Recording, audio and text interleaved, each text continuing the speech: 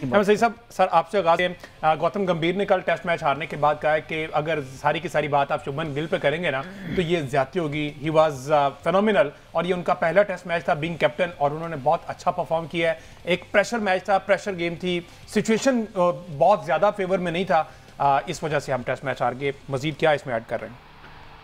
देखें, जहाँ तक तो गौतम गंभीर की बात है तो मैं सबसे पहले तो ये पूछना चाहूँगा कि गौतम गंभीर को ये भी बताना चाहिए कि विराट कोहली को इंडिया की टेस्ट टीम से निकालने का सेहरा किसके सर सजना चाहिए, क्योंकि गौतम गंभीर कहा यह जा रहा है कि गौतम गंभीर ने ही फोर्स किया था विराट कोहली को, इस वजह से वो रिटायरमेंट लेने पर मजबूर हुए। ना सिर्फ ये कि कप्तानी से गए बल्कि वो टीम से भी उनको जो है वो रिटायरमेंट लेना पड़ी। अदरवाइज़ आप देखें तो वो बहुत अचानक फैसला था विराट कोहली का, उसका कोई बिल्डअप नहीं था। वो ऑस्ट्रेलिया के साथ सीरीज में टीम का हिस्सा थे, उससे पहले रेगुलर टेस्ट क्रिकेट खेलते आ रहे हैं। तो मेरा ख्याल है कि सबसे पहला जो ब्लेम आना चाहिए वो तो जाहिर है कि गौतम गंभीर के ऊपर आना चाहिए कि उन्हें रिप्लेसमेंट तैयार किए बगैर प्लेयर्स को जो है वो टीम से निकालते चले गए। उसकी जो रिप्लेसमेंट टीम है वो उस तरह से परफॉर्म नहीं कर पाई। शुभमन गिल की बात अब अगर आप कर रहे हैं तो उन्हें ये दिया जा सकता है लेवरेज कि उनका पहला टेस्ट मैच था, उस पहले टेस्ट मैच में उनकी अपनी बैटिंग की जो कारकर्दगी थी वो बहुत शानदार रही। फील्डर ने उनका साथ नहीं दिया और उनके स्ट्राइक बॉलर्स ने, जिनका काम था टाइमली स्ट्राइक्स लेकर देना, विकटें लेकर देना, वो अनफॉर्चुनेटली विकटें लेने में कामयाब नहीं हुए। इस पूरे मैच को ओवरऑल अगर आप देखें तो मुझे लगता है कि दो ऐसे बॉलर हैं जिनकी वजह से 371 रन का बड़ा हदफ जो है वो भारत की टीम उसको डिफेंड करने में कामयाब नहीं हो सकी हैं, और वो दो बहुत ही एक्सपीरियंस फास्ट बॉलर्स हैं, जसप्रीत बुमराह और रविंद्र जडेजा। जडेजा ने आप देखें तो 80 ओवर तकरीबन कल हुए हैं तो उनमें से 24 ओवर तो करवा दिए रविंद्र जडेजा ने, और उन्होंने सिर्फ एक विकेट हासिल की, और वो भी विकेट वो थी जो बेन स्टोक्स रिवर्स स्वीप मारने के लिए गए और वो एज होकर आउट हो गया। तो उसके अलावा कोई ऐसी विकेट जडेजा ने हासिल नहीं की कि जिसको ये कहा जाए कि टेस्ट क्रिकेट। उसकी वजह यह है कि लीड्स के मैदान में जब तक आप बॉल को फ्लाइट नहीं देंगे उस वक्त तक बॉल को स्विंग नहीं मिलेगा।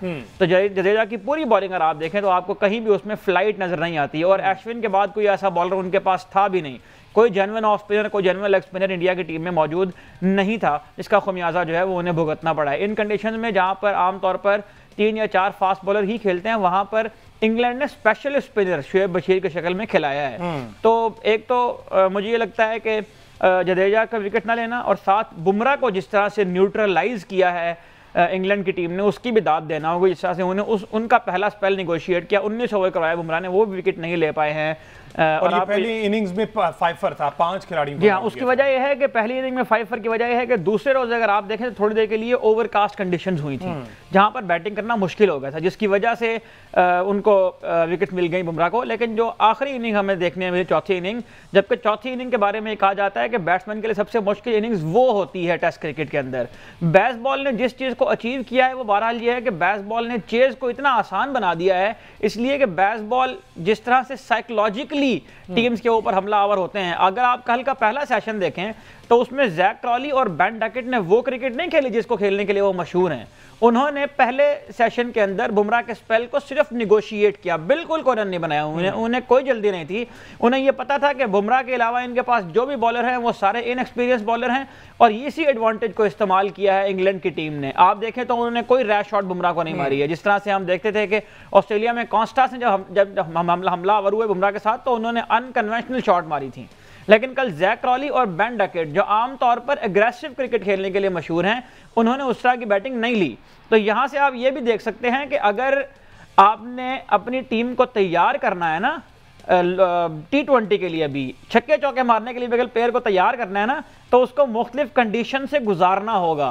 आप जैक ट्रॉली कल की इनिंग्स देखें, जैक ट्रॉली के खिलाफ इस वक्त मैं आपको बताऊं इंग्लैंड में ट्विटर के ऊपर जो है वो कैंपेन चल रही है कि जेम्स विंस के होते हुए जैक ट्रॉली क्यों इस टीम में है और क्यों इतने ज़्यादा उनके साथ परजेस्ट कर रहे हैं, उनके साथ बहुत ज़्यादा उनको बैक कर रहे हैं बेन स्टोक्स और ब्रेंडन मैकलम। लेकिन उसका जवाब उन्होंने कल दिया है कि वो हर तरह की सिचुएशन में, ऐसा नहीं है कि वो फ्लैट विकेटों के ऊपर आकर रन बनाएंगे, जहां पर टीम को जरूरत होगी वहां पर वो विकेट भी रोक कर देंगे। और 1991 के बाद कल सबसे बड़ी ओपनिंग पार्टनरशिप लगी है जैक ट्रॉली और बेन डकेट की ओपनिंग पार्टनरशिप 188 रन की, जिसने सेटअप किया फिर दूसरा सेशन, और दूसरे सेशन में आके इंग्लैंड ने फिर उसके ऊपर कैपिटलाइज किया। विकेटें गिरने के बावजूद भी वो उस टोटल के करीब क्योंकि होते गए तो प्रेशर जो है वो कम होता गया। अच्छा, अगर आपने तो कहा कि जसप्रीत बुमराह को बड़े अच्छे तरीके से खेले, कल टोटल 20 विकेट्स गिरी हैं, जिनमें से स्टार्ट में मैंने कहा कि कोई भी नहीं हुआ, लेकिन एक ऋषभ पंत जो है पहली इनिंग्स में 134 बनाकर एलबीडब्ल्यू हुए थे टंग की बॉल पर, तो 20 में से 19 विकेटें जो है वो या तो बोल्ड हुए या फिर कैच आउट हुए, सिर्फ एक ये। और टेस्ट मैच की मेरे ख्याल हिस्ट्री में पहली दफा ऐसा हुआ है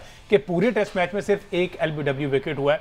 तो तैयारी पूरी थी उनकी, लेकिन थोड़ी सी जल्दबाजी का शिकार आप कह सकते हैं, मिस जज करते रहे जिस तरह से कैच हुए, और शायद ये वजह लग लगता रही है कि इसमें जिस तरह से पिच ने बिहेव किया, एक तो इसके ऊपर हार्ड रोल लिया गया था, पिच के ऊपर बहुत ज्यादा रोल किया हुआ था इस पिच के ऊपर, और आखिरी दिन तक इस पिच के ऊपर क्रैक्स भी नहीं आए, स्पिनर्स को भी हेल्प नहीं मिली। तो आप ये देखें कि बॉल की जो मतलब लेग बिफोर तब होगा जब टांग के ऊपर बॉल लगेगी, तो टांग के ऊपर बॉल लगने की रेशो ही बहुत ज्यादा कम थी इस टेस्ट मैच में।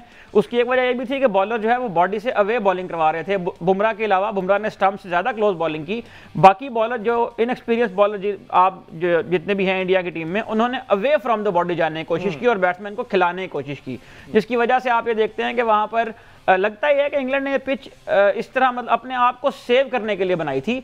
और आप इस सीरीज में खास बात यह है कि बुमराह ने सिर्फ 2 टेस्ट मैच खेले। इन 2 टेस्ट मैचेस के बाद आप भी ज़हन तौर पर तैयार रहे क्रिकेट देखने वाले, और इंडिया की टीम भी ज़हन तौर पर तैयार रहे कि यहाँ ग्रासी विकेट्स मिलनी है इंडिया को। ये बर्मिंघम वाले टेस्ट मैच के बाद 8 दिन के बाद बर्मिंघम का टेस्ट मैच है, उसके बाद जो 3 टेस्ट मैच होंगे वहां पर आपको ग्रासी विकेट्स देखने को मिलेंगी, इतने फ्लैट डेक्स वहां पर नहीं मिलेंगे। उसकी वजह यह है कि बुमराह से बचने के लिए लगता है कि इंग्लैंड की टीम ने ये तैयार किया था, और इसी को ही कहते हैं होम एडवांटेज को इस्तेमाल करना। पाकिस्तान में आपको याद होगा माजी में इस तरह की भी टेस्ट सीरीज होती रही हैं कि जहां पर बिल्कुल जिसे कहते हैं कि फ्लैट विकेटें बना दी गई थी, और उन फ्लैट विकेटों पर भी हमारे बैट्समैन रन नहीं कर पाते थे, बाहर के जो बैट्समैन आते थे वो हमें स्कोर करके चले जाते थे। हमने हाईएस्ट एग्रीगेट भी बनाया था 2022 के पिंडी टेस्ट में इंग्लैंड के खिलाफ, लेकिन हम वो टेस्ट मैच भी हार गए थे। तो होम एडवांटेज को इस्तेमाल करना है, या बेसबॉल खेलनी है, या इंटेंट शो करना है, किसी भी किस्म की फिलॉसफी को आपने अचीव करना है, तो उसके लिए आपको रिसोर्सेज तैयार करने पड़ेंगे। बिल्कुल ठीक है। अली तनोली साहब ने भी ज्वाइन कर लिया। अस्सलाम वालेकुम अली साहब। जी साहब ठीक है। अच्छा तनोली साहब, क्या लगता है आपको 371 जैसा एक बड़ा टारगेट और आखिरी दिन देना, और जबकि आपकी बॉलिंग साइड अच्छा खासा परफॉर्म कर रही है, आपके मेन बॉलर ने पहली इनिंग्स में 5 आउट किए हैं, आपका खासा दबदबा बना हुआ है, क्या समझ आया, क्या कहां पर इंडियन टीम लैग कर गई? कोई कप्तानी का मसला आया, या फिर 5वें दिन तक जो है वो इंडियन बॉलर्स जो है वो थक चुके थे? आपको क्या समझ आई?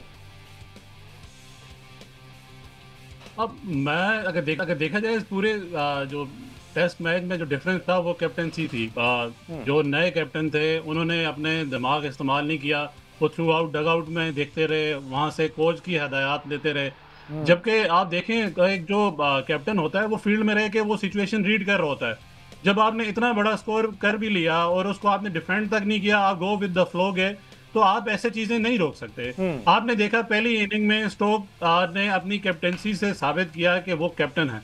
कैसे देखें कि शुरू में विकेट्स नहीं आ रही थी, और पहली इनिंग में टॉप विकेट टेकर आपको स्टोक्स मिले, ठीक है। उसकी वजह यही है कि आप जब विकेट में रहते हैं तो आपको चीजें समझ आती हैं कि यहाँ पे हम क्या चीज अप्लाई कर सकते हैं और क्या चीज अप्लाई नहीं कर सकते। यहाँ गौतम गंभीर डगआउट में बैठ के आपको कब तक बताते रहेंगे, कब तक चीजें आपसे डिस्कस करते रहेंगे, या बाहर से मैसेज भेजते रहेंगे कि आप ऐसे करें। शुभमन गिल का सबसे बड़ा जो फेलियर था वो उनकी बॉलिंग चेंज था।